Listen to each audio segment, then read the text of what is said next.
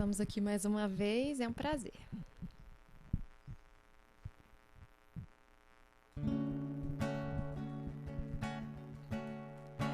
Ele é o Pai de todos nós, uns chamam de Deus, de Criador, outros o chamam de amor, de luz,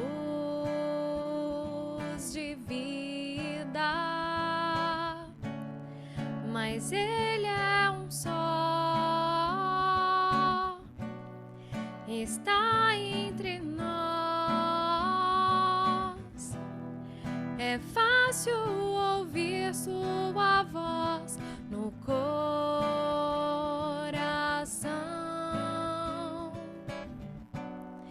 Eu ouço seu nome por toda parte, na voz que emana da natureza, nas aves que cantam pelo ar, na pedra que silencia, na voz de um menino a rezar, no som da vida.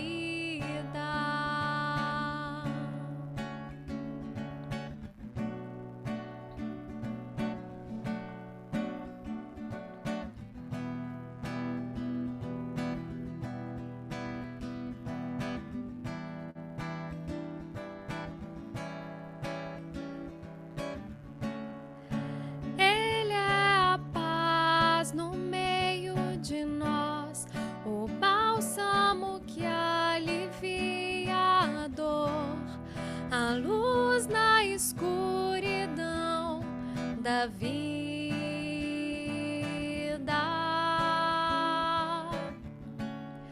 Com Ele ninguém está só, não importa a pessoa,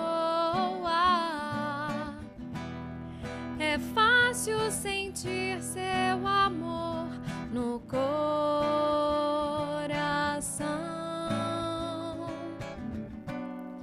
Eu ouço seu nome por toda parte, na voz que emana da natureza, nas aves que cantam pelo ar, na pedra que silencia, na voz de um menino a rezar, no som da vida, no som da vida.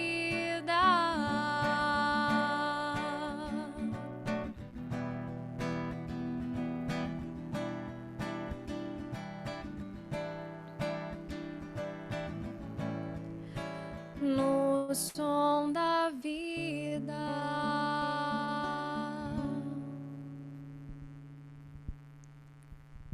O pessoal tá chegando, boa noite. Qualquer coisa vai dando um feedback aí pra gente, tá?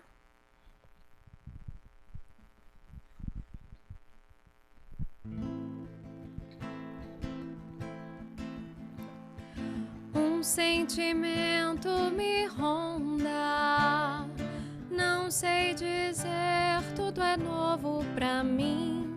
Meu coração se renova, sinto a esperança invadir o meu ser.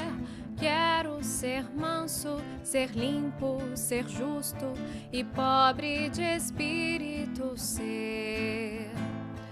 Tua palavra me sonda, me conta do reino que espera por mim. Eu te ofereço meu pranto, as dores da alma que quer renascer. Eu ouvi tua voz, teu falar me encantou, quis seguir, caminhar, quis saber pra onde vou. Eis-me aqui, minha dor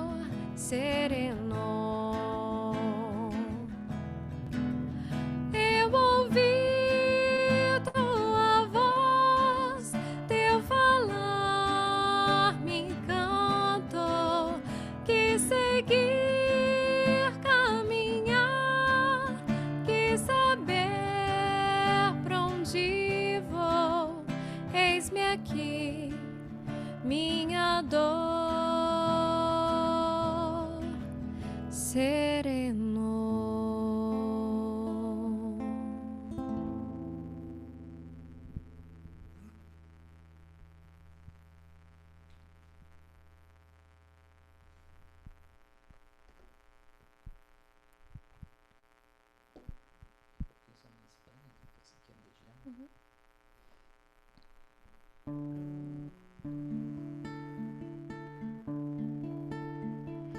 Eu vi seus pés na areia, um sonho vivo e belo.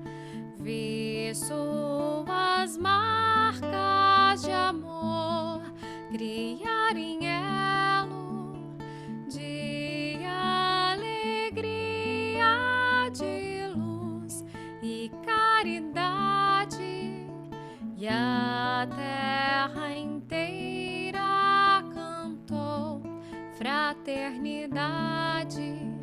Passou ali na tela, na mente os seus passos por toda a Galileia, parábolas e atos. Passou o filho pródigo, a força dos talentos, o bom semeador e o calar dos ventos.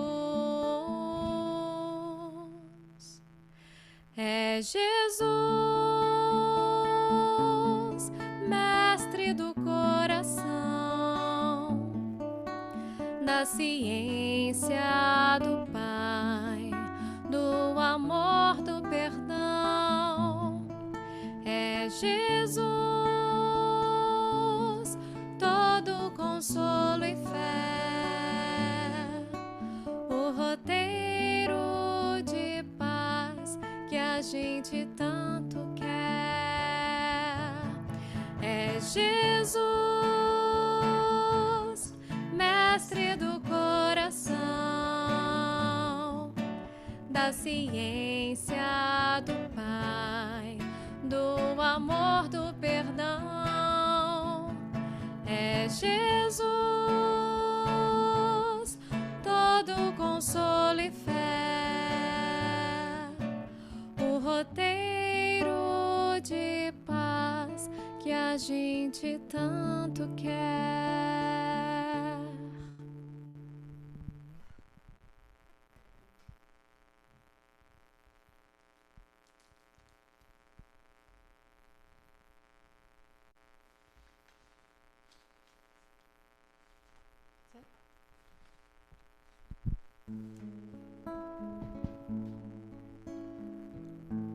Seu coração é uma estrela matutina, suave luz que clareia, ilumina. Olhe pra dentro de você, descubra o brilho do amor.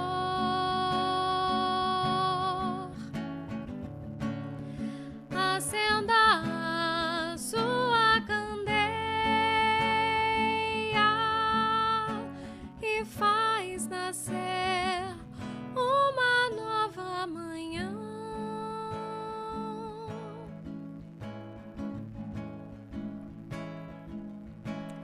Seu coração é uma estrela matutina, suave luz que clareia, ilumina. Olhe pra dentro de você,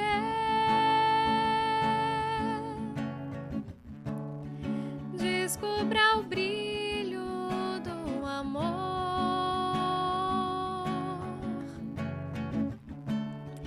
Acenda a sua candeia e faz nascer uma nova manhã.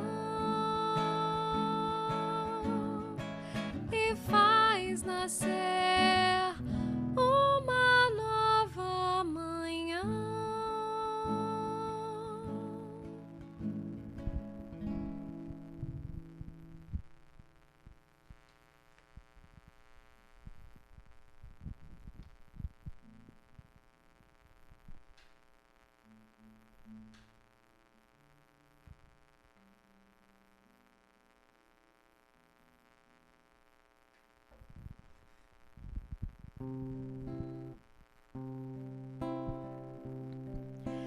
Pai, Deus protetor, aqui me ponho aos seus pés pra lhe falar.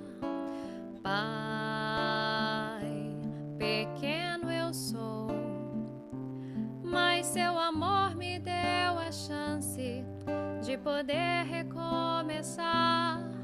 Por isso eu peço em oração que ilumine meu caminho de cristão, que eu jamais esqueça o que eu tenho nas mãos, a doutrina da consolação. Pai, meu Criador, bênção maior, tesouro igual neste lugar não há.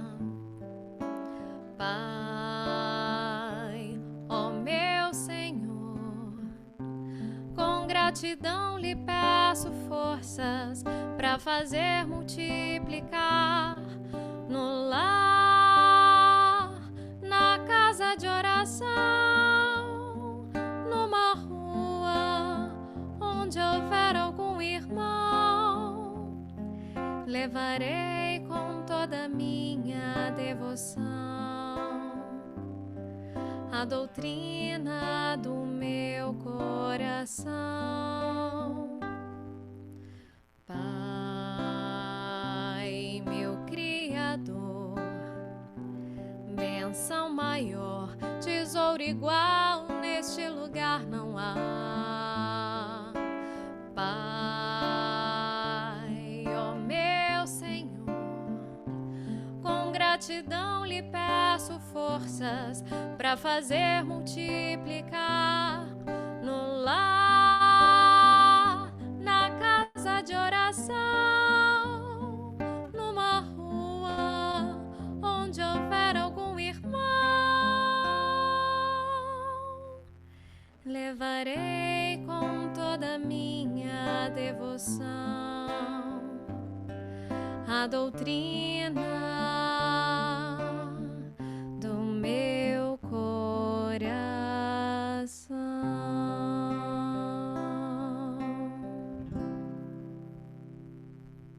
Então, pessoal, hoje o tema de hoje é o propósito existencial. E quem vai falar pra gente um pouco Você põe aqui para mim? Oi? Ah, achei que tinha falado. Quem vai falar pra gente hoje sobre esse tema é a Emília, nossa companheira da casa. Então, assim, a gente manda muitas boas vibrações, que ela seja muito feliz na fala de hoje, seja bem intuída pelo alto. E agora eu já passo a palavra para você. Pode falar. Tá. Boa noite a todos. Contamos aí com as boas vibrações, o carinho de todos. Vou pedir aqui para o meu ajudante compartilhar a tela aqui para mim.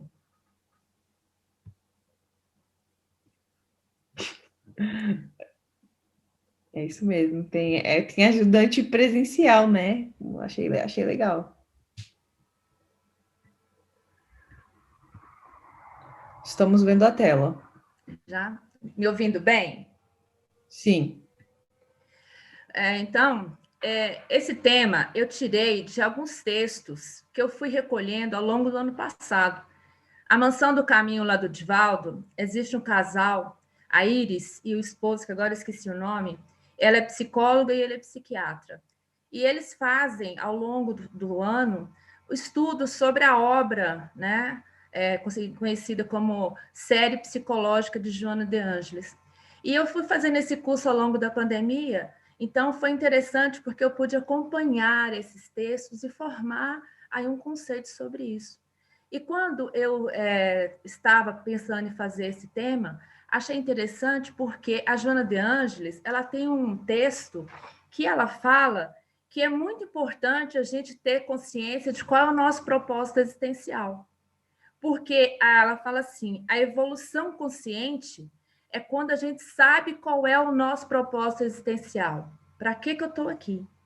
Porque ela diz que a maioria da humanidade vive em estado de inconsciência na Terra. É quase que autômato. Tem obrigações, tem deveres, tem conquistas, tem direito, passa no concurso, forma na faculdade, tem filho, casa, enriquece, empobrece, adoece, fica com saúde. São questões inerentes à própria vida material na Terra que é necessário. Mas ela diz que quando a gente combinou que ia reencarnar, ela diz que nós temos um conjunto de tarefas com as quais nascemos. Algumas dessas tarefas eu já falei, são dificuldades de ordem material, são facilidades de ordem material, é a aquisição de uma posição de destaque, de poder, de conquista, que depende do transcurso da nossa existência, mas ela fala que ter consciência do porquê que a gente está aqui é muito importante para a gente sair de um estado de inconsciência. E que nós temos que ter em mente qual o conjunto de tarefas com as quais nós reencarnamos.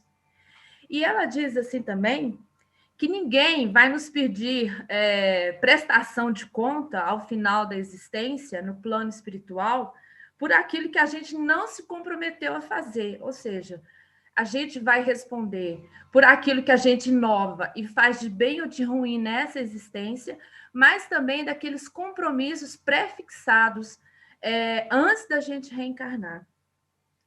E ela faz uma pergunta interessante que eu não sei responder para mim, porque tem que passar para dados matemáticos, mas ela diz assim: qual é a vossa expectativa de melhorar nesta existência? 10%?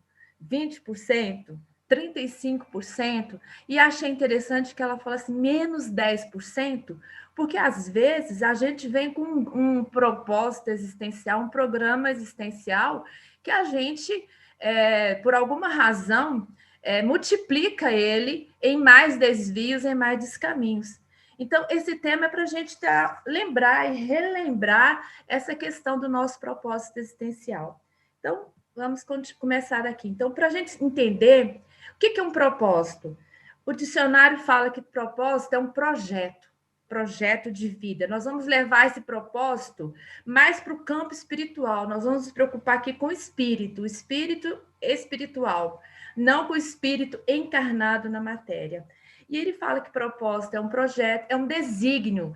Geralmente a palavra desígnio, a gente tem uma conotação muito negativa de um peso, um sortilégio, um azar, ou uma predestinação. Mas desígnio é aqui que você destina a sua existência. Qual é a finalidade com que você foi criado?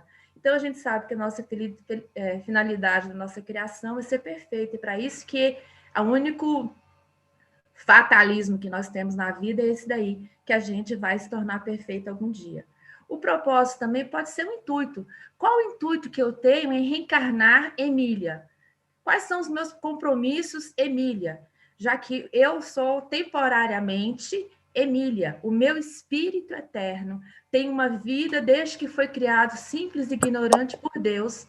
E essa vida, ela vai alternando em existência material e existência na erraticidade. Existência material, existência na erraticidade.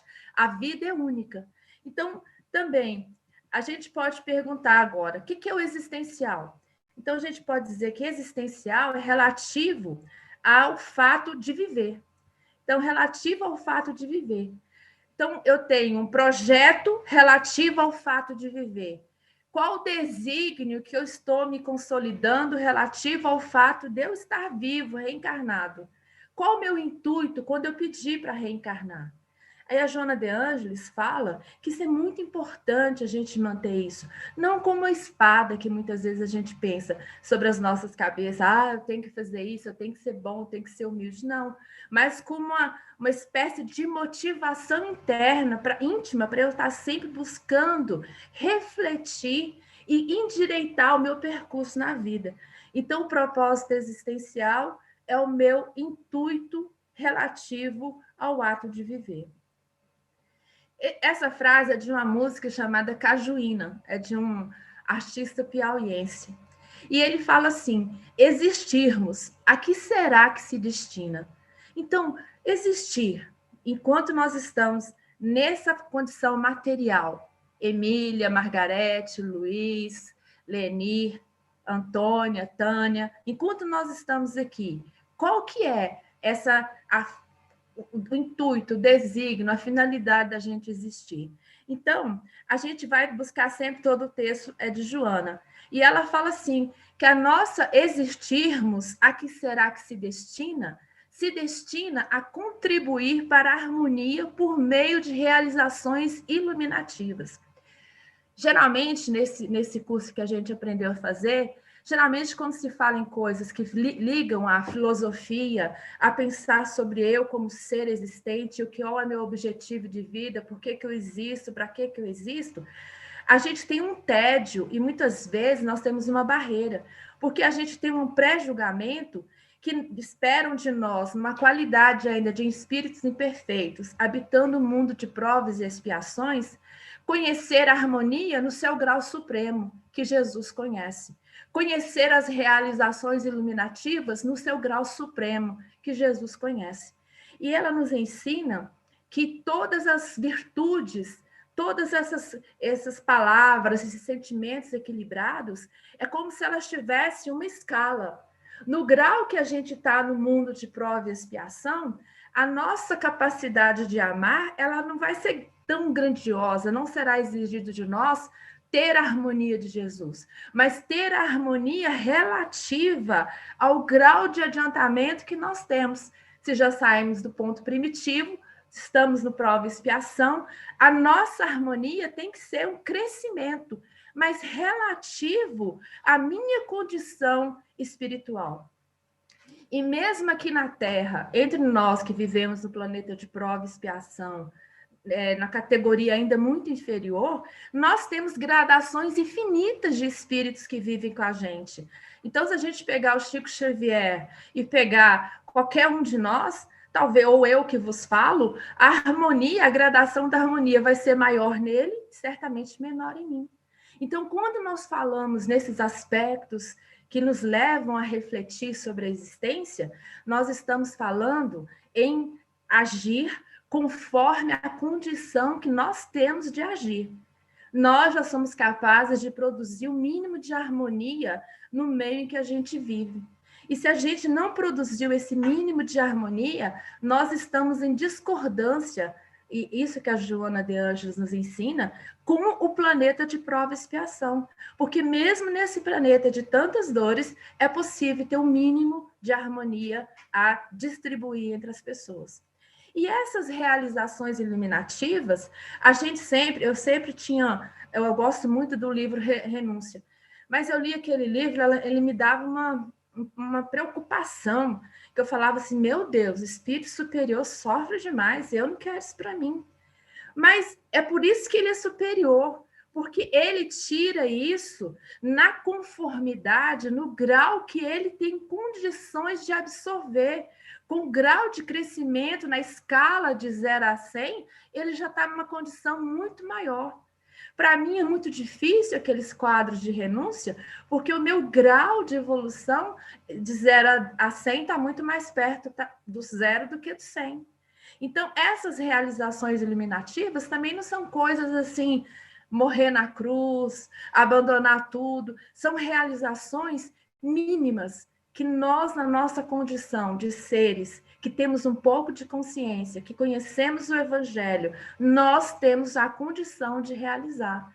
Então, existir, a nossa existência atual, nossa identidade, como nós nos conhecemos nesse quadro de pessoas que estão aqui falando, é para contribuir para a harmonia por meio de realizações iluminativas. E Joana de Ângeles fala que essa harmonia ela pode ser feita conosco, cada um de nós sendo uma ponte. Então, se existe desarmonia no grupo que eu frequento, eu vou ser a ponte de ligar as duas pessoas que estão em desarmonia. E, geralmente, a gente não faz isso, nós colocamos mais lenha na fogueira. E ela fala, se eu sou uma pessoa que estou levando desarmonia no meio em que eu vivo, eu estou complicando e esquecendo das minhas realizações iluminativas. E aí, continuando, ela fala assim, lá entrega-te a Deus, ela pergunta que o propósito de existir é a gente se perguntar igual o Santo Agostinho fazia, só que ela fala que ele fazia à noite, a gente fazer de manhã. O que eu vim me tornar nessa existência? Ela aqui, a gente tem as nossas obrigações. Me tornei professora de português, me tornei mãe, me tornei esposa, me tornei médium, me tornei espírita. Mas não é isso que é a nossa maior indagação. É o que eu vim me tornar como espírito que tem uma vida única e existências materiais e existências na erraticidade por enquanto. Então, ela diz assim, que o que eu vim me tornar, o que a gente tem que ter consciência todo dia que levanta, porque é uma oportunidade muito grande, é que a existência se destina à conquista de valores que se encontram adormecidos no cerne do espírito.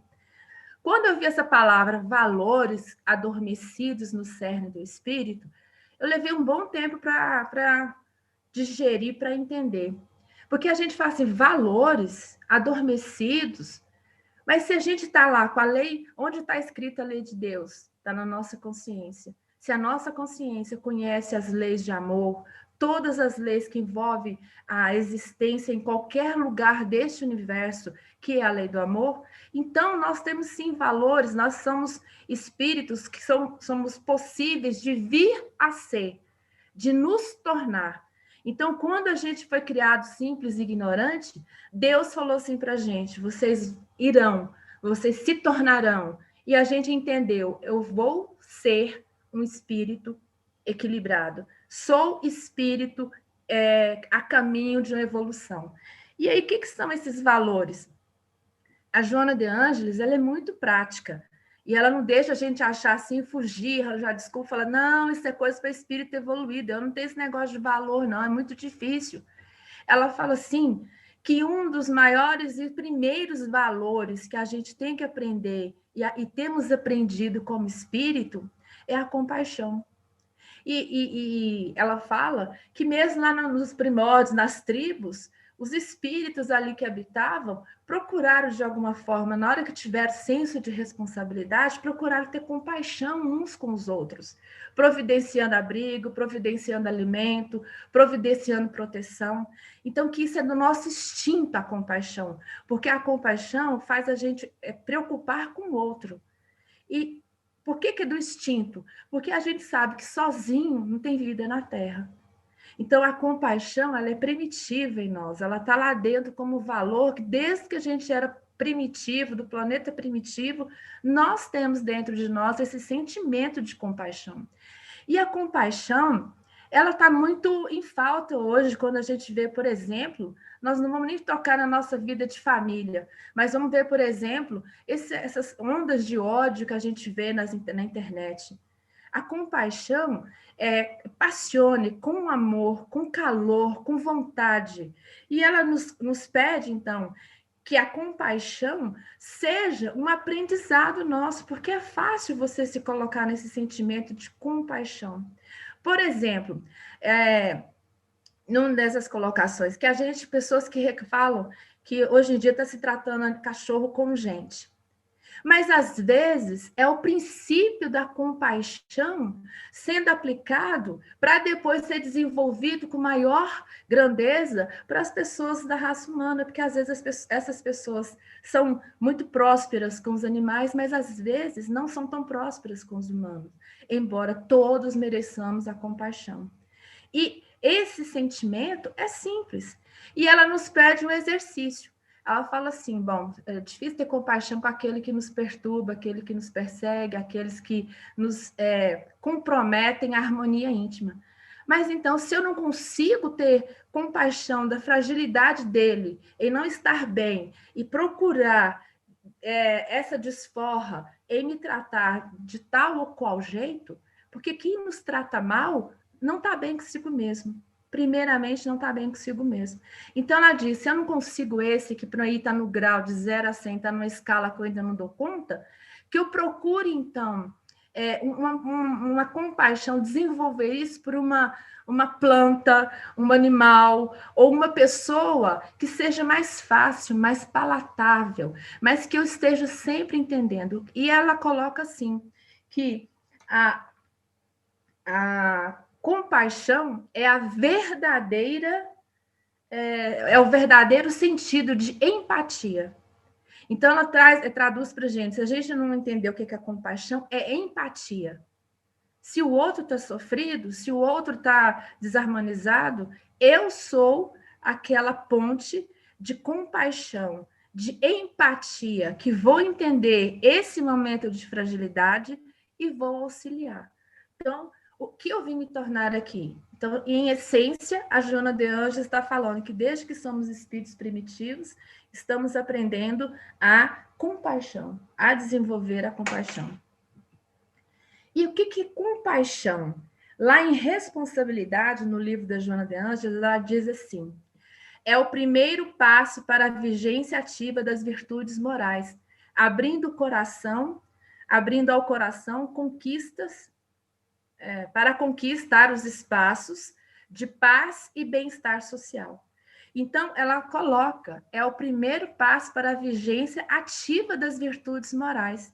Se eu não me compadeço, e aqui não é pena, porque o pena, ele pressupõe que eu estou numa condição superior e tem alguém que eu considero numa condição inferior e eu falo, estou com tanta pena, ninguém merece.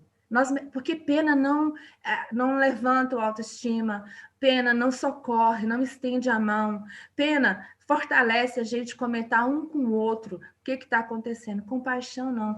Compaixão, como também prenuncia, silêncio.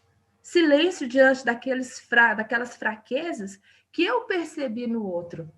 Então, se eu tenho compaixão, eu tenho silêncio de não colocar como o Evangelho fala, de não divulgar os erros dos nossos irmãos simplesmente por divulgar. Então, o que eu vim me tornar na Terra? Um dos meus propósitos existenciais é a compaixão. Então, ela nos fala que a vida é esse contínuo. A vida é um contínuo desde que nós somos criados simples e ignorantes. E que nessa atual existência, nós temos, em cada existência, nós vamos estabelecendo o que ela fala de canção da imortalidade. E aqui é uma figura de linguagem muito bela, porque ela fala, sendo a vida um contínuo que Deus criou, Deus é o músico. Olha, é o músico. E é como se a gente fosse essa música criada por Deus. E que nós, ao reencarnar de reencarnação em reencarnação, nós estamos compondo a letra. Nós escrevemos a letra, Deus escreveu a música. Então, se a música não é a melodia, a canção, não está fazendo tanto sucesso, é porque não é culpa da melodia, não é culpa da música que Deus criou, mas é culpa das nossas letras que vimos escrevendo ao longo de existência e existência. Então, a Joana de Angelis diz que nós somos, o outro nome para ser humano e humanidade é canção da imortalidade. Nós escrevemos a letra mal feita, garranchos, né, mal escritos, até que um dia a gente faça letras sublimes e se torne uma coisa mais harmoniosa entre a beleza da melodia criada e a letra que nós vamos escrevendo. Então, a gente não pode ter também essa sensação de achar que somos só a parte de dificuldades. Não, nós somos aquilo que Joana de Ângeles fala, canção da imortalidade. Música de Deus, letra nossa, até que a gente melhore e faça uma canção sublime. E ela também fala, como eu comecei conversando com vocês, que, aliás, isso aqui é Benedita Maria, psicografia de Raul Teixeira. E ela diz que não se deixe viver inconscientemente. E nesse texto, a Benedita Maria fala que muitas vezes a gente cai num golpe, numa cilada, que é assim, eu sou espírita, eu professo, eu vou lá na igreja, no centro, eu dou passe, eu aplico passe, eu sou médium, eu faço estudo, então eu estou joia. Não, estados de inconsciência, eles nos pegam, e muitas vezes a gente faz coisas, reações automáticas, não reações automáticas, e muitas vezes fugimos de problemas. Uma forma que a humanidade foge muito é pelo alcoolismo, pela drogadição, pelas viciações de todas as ordens. E ela diz, então, não se deixe viver inconscientemente, ou seja, qual é o nosso objetivo de estarmos nessa existência, com essa identidade, com essa família, com esse conjunto de repertório de ações que eu tenho para viver. E aí ela nos convida, que é mais ou menos igual essa figura. Cada uma dessas quedas d'água é como se fosse o conjunto de várias reencarnações nossas. E nessa figura ela diz, cada uma dessas quedas d'água é cada uma das nossas reencarnações. E essas reencarnações, elas vão tornando isso que a gente está aqui, essa água corrediça. Cai lá desde a primeira, desde o raiozinho de gota de água até essa aqui. E que todas essas nossas reencarnações, elas são ecumênicas, elas são solidárias entre si. Então, nós somos solidários com as nossas reencarnações. E ela fala que nós temos um programa reencarnatório. Todos nós sabemos disso, que é o programa reencarnatório. Esse programa reencarnatório, ele vem para cumprir o propósito ao qual eu estou destinando essa etapa existencial no corpo material que eu tenho agora. Então, todas essas reencarnações solidárias e ecumênicas entre si, elas foram constituídas de programas. Numas eu consegui realizar 40, 50, 60, noutras não, e por aí, como elas são solidárias, a gente vai somando tudo, no somatório, a gente vai crescendo, a gente vai melhorando. Então, nesse programa reencarnatório, existe uma colocação muito interessante, que é, muitas vezes, a gente fala assim, nossa, mas eu reencarnei para sofrer, a minha vida só dá para trás, o pão só cai com a manteiga para baixo, minha carga é pesadíssima. Pode até ser, mas o que a gente estuda, que a gente ouve nessas obras todas da doutrina espírita, é que o nosso programa reencarnatório, ele foi, de alguma forma, trabalhados com nós tivemos essa graça, essa misericórdia divina. Então, disse assim, o espírito trabalha, pesquisa, estuda e observa. Então, significa que a gente trabalhou no plano espiritual, na reticidade, pesquisou quais são os nossos pontos aí necessários, estudou as nossas tendências, as nossas dificuldades e observou qual era o melhor caminho para fazer a sua escolha de provas e tarefas capitais para seu aprendizado. Então, o nosso programa reencarnatório, muitas vezes, a gente faz dele o que essa figura está mostrando. Tem outro jeito mais fácil, tem outro jeito que eu posso raciocinar, que eu posso pensar para levar essa pedra lá para cima. Mas eu me ausento na minha inconsciência e não procuro meios de resolver a minha vida. E daí eu estou sempre acusando que eu reencarnei numa situação muito difícil, quando às vezes é a inconsciência dos convites que a vida material me traz que me faz pensar assim. E ela fala que esse programa reencarnatório, ele é uma proposta de equilíbrio entre as nossas tendências espirituais e as nossas pendências morais. Então, o que é tendência na colocação do Emmanuel até? Ele fala assim, que as tendências que nos dificultam, apesar de que parece um esforço supremo, tá levando essa pedra para cima, mas Emmanuel diz assim, que as tendências são a manifestação de menor esforço. Então, as tendências nossas são aquelas manifestações que a gente tem de menor esforço. Se tem que perdoar, o que eu faço? Menor esforço. Guardo rancor. Se tem que ser mais humilde, o que eu faço? Exalto a minha personalidade em detrimento até de diminuir outros. Então, o programa reencarnatório nosso, que a gente trabalhou, pesquisou, estudou, ele é essa objetividade de escolher o equilíbrio entre tendências espirituais e pendências morais.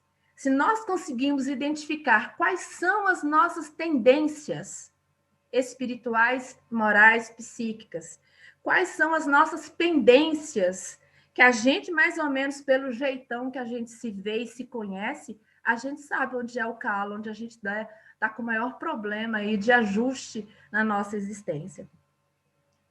E aí a gente pergunta assim, todas as tribulações da vida foram previstas e escolhidas por nós? Na pergunta 259. Então, eles respondem assim, todas não. Todas não. Não se pode dizer que você previu até as menores coisas que te acontecem no mundo.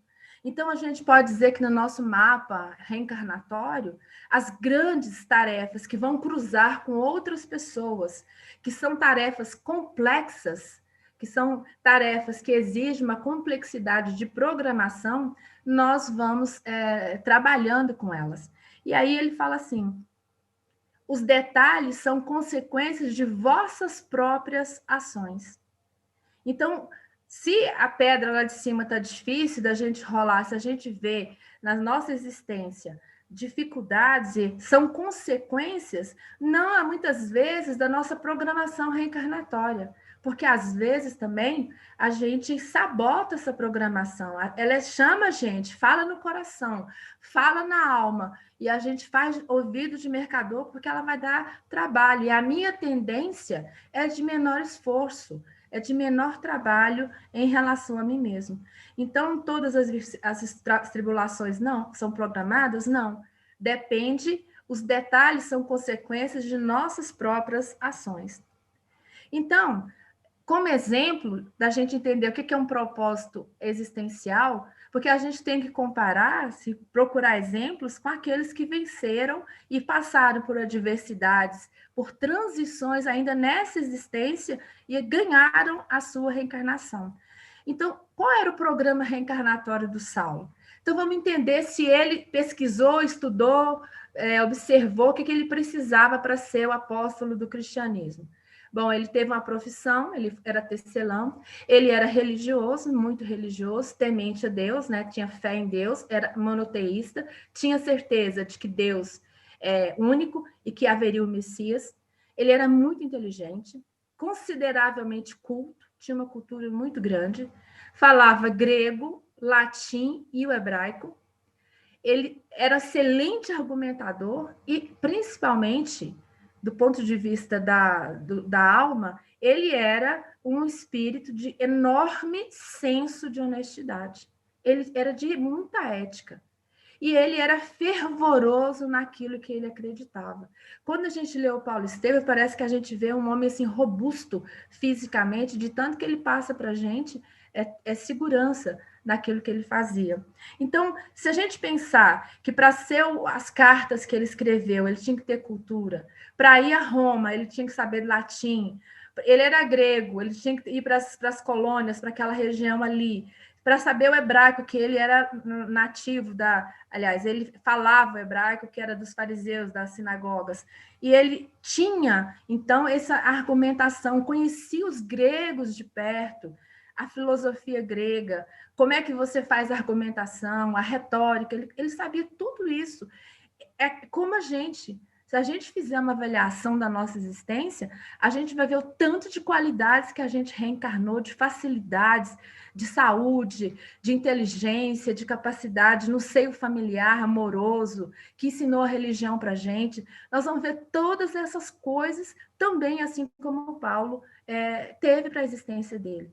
Só que a gente fala assim, mas ele veio para uma missão, ele é um espírito missionário. E Emmanuel também fala assim, na introdução de Paulo e Estevão, quando fala que Paulo é um espírito missionário. Ele fala assim, mas quem estará no mundo sem o ministério de Deus? Quem estará no mundo sem o ministério de Deus? Dentro da nossa existência simples, no grupo que a gente vive, com o sobrenome, CPF que a gente tem, nós temos missões, nós temos ministérios a realizar. Nesse mundo, todo mundo tem um objetivo útil. Todo mundo é útil. Reencarna para ser útil. Então, qual que era a programação reencarnatória do Saulo? Ele reencarnou para dar sequência ao programa do Cristo no planeta. O que aconteceu? A gente sabe que ele, pela dificuldade de esquecimento da reencarnação, ele esqueceu momentaneamente, ele afastou-se, ele premeditou, ele quase que se diz assim, tentou afastar do seu propósito existencial, que a programação dele era essa, dar sequência ao programa do Cristo. Então, a gente sabe a história da perseguição aos cristãos, Estevão, Abigail e tal. Quando Jonas e as marcas do Cristo fala que dentro do caminho para Damasco, Jesus resolveu relembrar Saulo de Tarso do seu propósito existencial. E todos os espíritos nos dizem que todo dia nosso anjo da guarda, quando nós damos abertura para ele também fala com a gente, relembrando o nosso propósito existencial.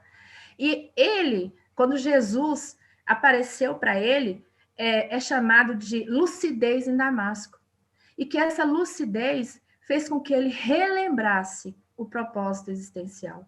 Como ele era um homem metódico, inteligente, ele não foi logo de cara para sair pregando. Ele voltou, ficou 3 anos no deserto, voltou para dentro de si, encolheu o tamanho do Saulo, para o Paulo se acomodar. Então, todos nós também, nós viemos para dar essa sequência, cada um dentro do seu degrau. E todos os dias nós temos que pedir para Deus essa lucidez de Damasco, para a gente não ser aquela parcela que a Joana fala de inconscientes, de pessoas que estão inconscientes, mesmo nos seios das religiosidades. E aí, a gente caminhando para a nossa reflexão e para a finalização, existem 3 questões fundamentais que Joana de Ângeles diz que quando Jesus encontrou com Paulo, na estrada de Damasco, para ele adquirir a lucidez, né, existencial do seu propósito, ela diz que tem 3 perguntas que todo dia, se a gente quiser fazer checar o checklist das nossas propósitos existenciais, o conjunto de tarefas que reencarnamos, você tem que procurar responder essas 3 perguntas. 1, quem é Jesus na minha vida? Então, o Saulo respondeu, Paulo respondeu, quem é Jesus na minha vida? A segunda, quem sou eu para mim mesmo? E a terceira, o que esta reencarnação significa para mim? Então, essas 3 questões, elas podem ser questões até meditativas, que a gente pode colocar para refletir. Quem é Jesus na minha vida? Quem sou eu para mim mesmo? E o que esta reencarnação significa para mim? Então, vamos às respostas de Joana. Quem é Jesus na minha vida? O Paulo respondeu assim, já não sou mais eu que vivo, é Cristo que vive em mim. O Paulo respondeu isso. Cristo vive em mim. O que é viver em Cristo? É viver de acordo com os ensinamentos, construindo o reino de Deus dentro de si. Então, Paulo conseguiu, ao longo da sua existência, sair de Saulo, que estava fugido do propósito, tornar-se Paulo e caminhar com a lucidez e tornar-se um reino de Deus dentro de si mesmo. E o que a Joana fala no Homem Integral? O Cristo em mim. O que é Jesus para mim? Essa resposta, eu fiquei pensando muito nela. Fiquei pensando muito. E aí a gente fala assim, eu consigo falar, não consigo falar. Então, para a gente não se constranger agora, o que a gente pode pegar? Os ensinamentos para que a gente aprenda por reflexão. Então, a Joana de Anjos diz assim, o Cristo em mim é acender a luz por dentro do coração. E ela diz assim também, que o Cristo em mim é bondade. Então, a primeira a tornar, aprender nessa existência que ela falou é compaixão. A segunda que ela fala é bondade. O Cristo em mim é bondade. Por quê? Porque ela diz assim, que a bondade, a gente pensa que é preciso esforços grandiosos, mas eu disse que é o mínimo de esforço para a gente aprender o mínimo necessário. E ela diz assim, bondade é um pequeno esforço de sermos mais humanos, mais amigos, mais irmãos uns dos outros. Olha, então o que é bondade? É tentar, no pequeno esforço, ser mais humano, agir com o coração, acender a luz por dentro do coração, ser mais amigo e ser mais irmãos uns dos outros. Isso a gente consegue fazer, isso a gente já faz. Mas a nossa convite da Joana de Ângeles é para que a cada dia essa bondade se estenda num raio maior. Então, bondade é ser mais humano, mais amigo e mais irmão uns dos outros. Continuando a nossa reflexão, quem sou eu para mim mesmo? Aí eu falei, a gente vai buscar Paulo de Tarso de novo. Quem sou eu para mim mesmo? Outra pergunta difícil, né? Tem um poeta que uma vez disse que Milton Nascimento falou, eu caçador de mim. Então, o que nós somos para nós mesmos? Somos nossos melhores amigos, nossos sabotadores, nossos companheiros, nossos amorosos? O que nós somos um para os outros, para nós mesmos? Então, o Paulo de Tarso falou assim, fiz-me fraco para os fracos, para ganhar os fracos. Então, essa frase, ela é interpretada de dizer, eu procurei viver em consonância, em sintonia com as necessidades de todos aqueles que eu encontrei pelo caminho. Então, ele procurou entender qual era o mecanismo de viver das pessoas, o que a pessoa pensa sobre a vida, o que ela sente, como será que aquela pessoa me vê, como que ela olha para mim e me enxerga. E então ele falou, olha, eu procurei focar nas pessoas, eu procurei olhar para as pessoas e ganhá-las a partir do momento que eu me foquei e me assimilei à minha humanidade com a humanidade dela. E o que a Joana de Ângeles responde? Ela responde assim, quem sou eu para mim mesmo? Quem sou eu está definido dentro e através das minhas relações com os outros. Então, coincide com o que o Paulo falou. Eu fiz-me fraco, então, quem sou eu está definido dentro e através das minhas relações com os outros. Então, o primeiro foi compaixão, o segundo, bondade, e o terceiro, empatia. São sentimentos, quando a gente perguntou o que eu vim me tornar? Eu vim me tornar compassivo, bondoso, empático.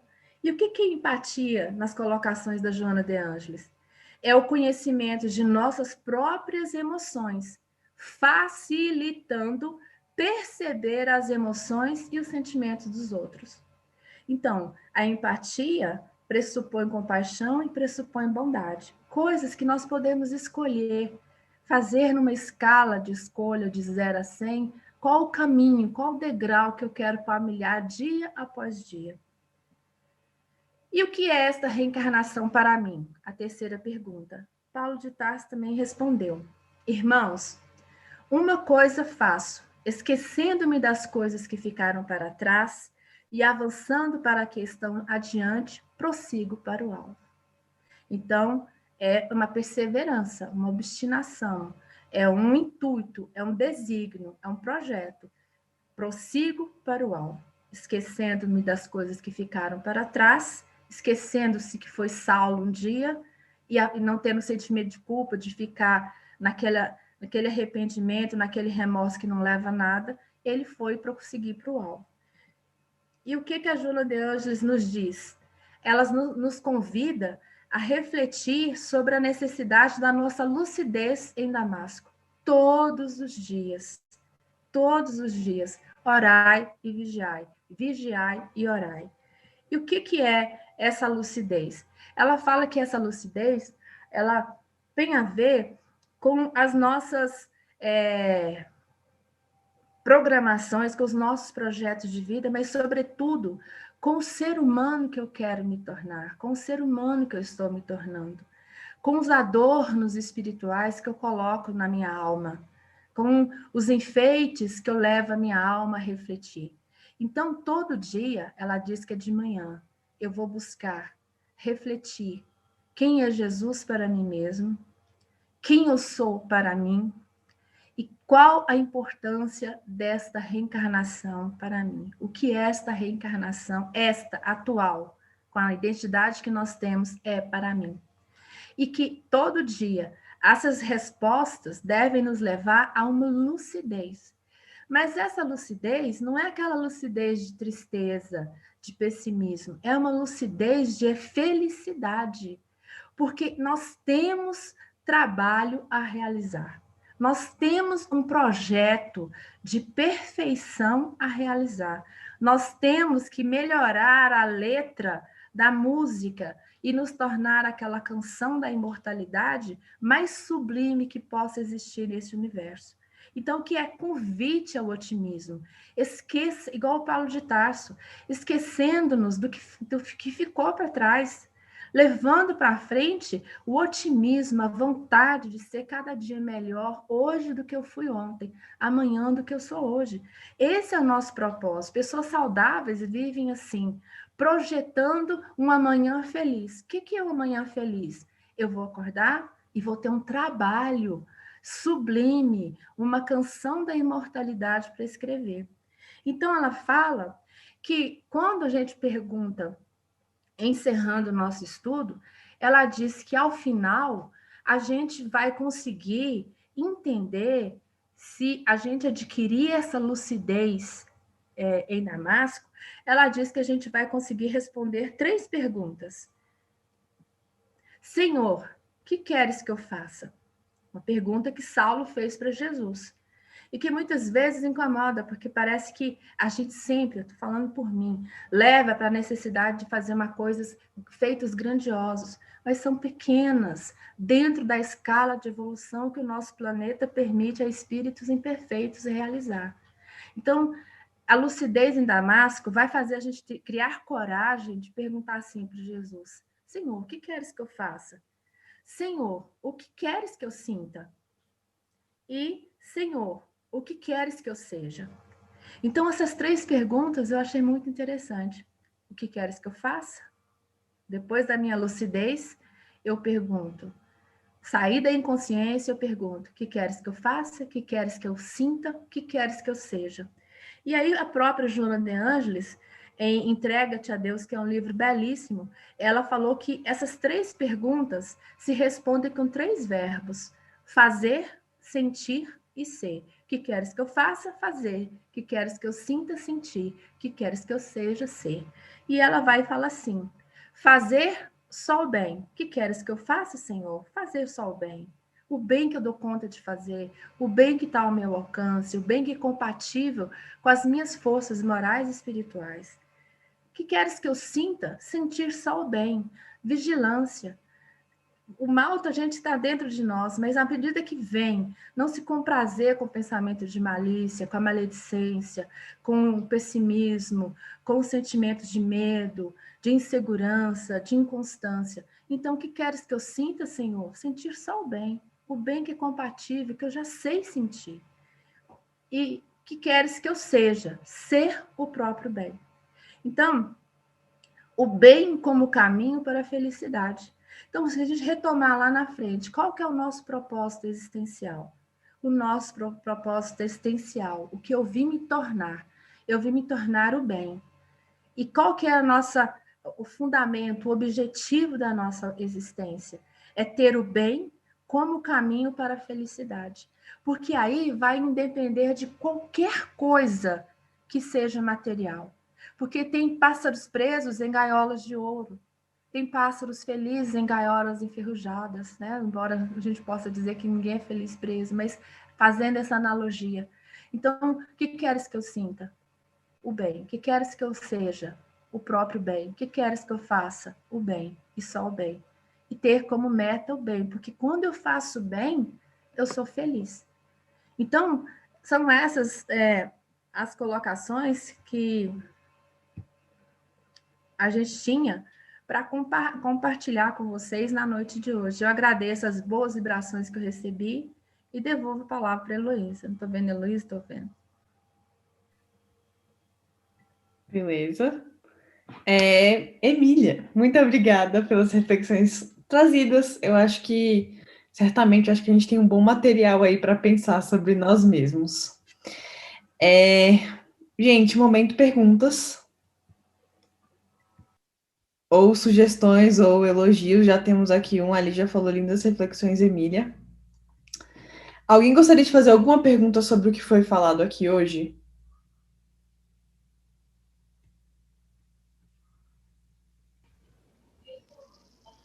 Só um comentário. Pode falar. Não sei se o Aristides levantou primeiro. É o próximo. Primeiras damas. Obrigada. A respeito da empatia, né, do conceito de empatia que você trouxe, eu achei muito interessante porque você fala de conhecer primeiro o seu sentimento e com ele se identificar no sentimento do outro. Então, na minha cabeça, isso passa também pela questão do autoconhecimento, para a gente realmente perceber, conhecer os nossos sentimentos e perceber como que o sentimento no outro ser humano pode afetá-lo da mesma maneira, né? E como que isso é um conceito bem diferente de pena, como você falou, realmente a pena, o sentimento de pena inferioriza, mas o sentimento de empatia não, você se coloca no lugar do outro, daquele sentimento, mas que para isso a gente precisa se conhecer. Então, acho que praticamente tudo passa pelo autoconhecimento, né, pela reforma íntima. É verdade, porque quando ela diz assim que a gente que a gente tem que fugir, né, que ela falou da inconsciência, né? Ela falou assim, a evolução consciente, porque a maioria da humanidade vive em estado de inconsciência na Terra. Então, esse estado de inconsciência a gente só sai dele se a gente procura o conhece de ti mesmo. Obrigada. Obrigada. Posso falar? Depois do Aristides, a gente passa. Pode falar, Aristides. Só ativar o som. Aí. Tá? Eu sempre dou preferência para as damas. Se a Leni quiser falar, pode ficar à vontade também. Obrigada, viu? Pela gentileza. É só o reforço da fala da Emília, porque a Joana, ela realmente traz o roteiro bem explicadinho para a gente seguir. Essas questões são questões muito difíceis de serem respondidas, conforme a Emília foi colocando. E neste curso aí da Iris e do Cláudio, Emílio, o nome dele, Cláudio. Ele é psiquiatra, né? Iris, hoje, complementando o que você fala, a gente pensa tão pouco na nossa existência, no propósito da nossa existência, que hoje a videoaula da Iris, ela diz que fez um teste para todo mundo que ela pergunta sobre o que essa pandemia está trazendo para nós, ela falou que ninguém responde. Muito, mas ninguém. Ela falou, não, eu não ouvi essa resposta. Pensar na desencarnação. Mas pensar na morte é pensar na vida. Olha, mas ela trouxe um link, assim, perfeito, sabe? Então, pensar, então, no propósito existencial é pensar no futuro, Isso. não é? Então, nós temos que pensar como espíritos, é pensar no futuro. Exatamente. Exatamente isso. Obrigada, Leni. Nada. Ari. Olá, boa noite. Emília, é uma maravilha, né? A sua explanação aí. Como, assim, encurta o caminho da gente, né? Como pode encurtar o caminho da gente? A gente ter noção, né, através da doutrina espírita, do nosso propósito, né? Que maravilha. É uma bênção. No livro dos Espíritos, é a questão 578. Allan Kardec pergunta lá, né, para os espíritos codificadores: poderá o espírito, por sua culpa, falhar em sua missão? E eles respondem, né? Sim, pode sim, se não for o espírito superior, né? Exato, exato. Ali no encontro de Damasco, lá em Damasco, o encontro de Paulo com Jesus, foi realmente aquele momento que ele mostrou, que ele provou que ele era um espírito superior, né? Exato. Porque ele poderia continuar a sua vida, né? Seu propósito em defender a lei mosaica, né? Seguir lá com o seu propósito de ser um doutor da lei famoso, não é isso? Mas ele mostrou que ele realmente era um espírito superior. E como ele estava meio embananado ainda na sua vida, ali ele retomou, né, a sua luta por seu propósito a que veio, né? E nós, Emília, também, de certa forma, conhecemos a Jesus, nos encontramos com Jesus. Se não foi pessoalmente, mas com conhecimento do Evangelho, através da doutrina espírita. Temos condições de mostrar para nós mesmos que, se não somos superiores, que pelo menos podemos ser, não ser tão inferiores. Sim, sim, temos sim, nós fazemos isso. Eu sou da parte que a gente tem uma expressão que a gente usa muito aqui em casa, que o copo está meio cheio. E eu sou da parte que gosta de ver que o copo está meio cheio, não meio vazio. Então, tudo que soma, nós não somos capazes de atos grandiosos, mas nós somos, dentro da nossa escala evolutiva, de grandezas de atos, de realizações que deixam a gente melhor em paz com a nossa consciência. Então, a Joana de Ângeles fala isso, que todo dia nós temos mini conversões realizadas em nós mesmos. Então, sim, eu acredito que a gente tem, sim, essa capacidade. E, muitas vezes, se a gente, como eu sou a favor de olhar metade do copo cheio do otimismo, se a gente não tem capacidade de amar com o peito aberto todo mundo, ou aqueles que convivem com a gente, mas que a gente não seja capaz de odiar. Não? Então, que a gente não seja capaz de desejar a infelicidade daquela outra pessoa, que a gente não seja capaz de rir quando o sofrimento chega na casa do outro. Isso eu tenho certeza que a gente não faz. Então, isso já é um grande feito para nós. Não rir ou não achar bom quando o telhado do outro quebrou. Porque a gente sabe que alguma coisa dói dentro da gente, alguma coisa faz a gente ficar meio envergonhado disso. Então, eu acredito sim, Aristides, que nós temos essa capacidade todo dia de melhorar. E olhar o copo mais cheio, né? A metade cheia do copo é muito importante, sobretudo nesses tempos que a gente está vivendo. Obrigada. Emília, olhar todo dia o copo significa olhar aqui e o agora.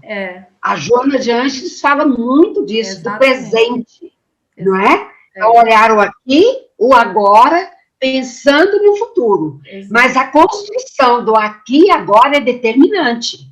Exatamente. Porque ela vai determinar essa construção, essa nossa vida, essa existência, esse propósito existencial vai determinar o que seremos depois, né? E falando nesse que você está falando, só para devolver a palavra para a Heloísa, a Joana faz essa pergunta mesmo. Qual é a nossa expectativa de melhorar? 10%, 25%, menos 10%? Então, aqui e agora. Aqui isso. Agora. Uhum. Obrigada. Perfeito. O nosso tempo está um pouquinho avançado, mas aqui a gente também tem alguns comentários no nosso bate-papo. Elizabeth falou, reflexão muito linda e bem explicativa, gratidão. Tânia Cantalice, que alegria, Emília, de te ver. Obrigada por tantos ensinamentos. Saúde e paz para você. Miriam, ótimas reflexões. Edna, obrigada pela bela palestra. Nos trouxe profundas reflexões sobre a compaixão e a reforma íntima. Então, fã-clube Emília ativado. Por favor, volte sempre. Obrigada a todos pelo carinho.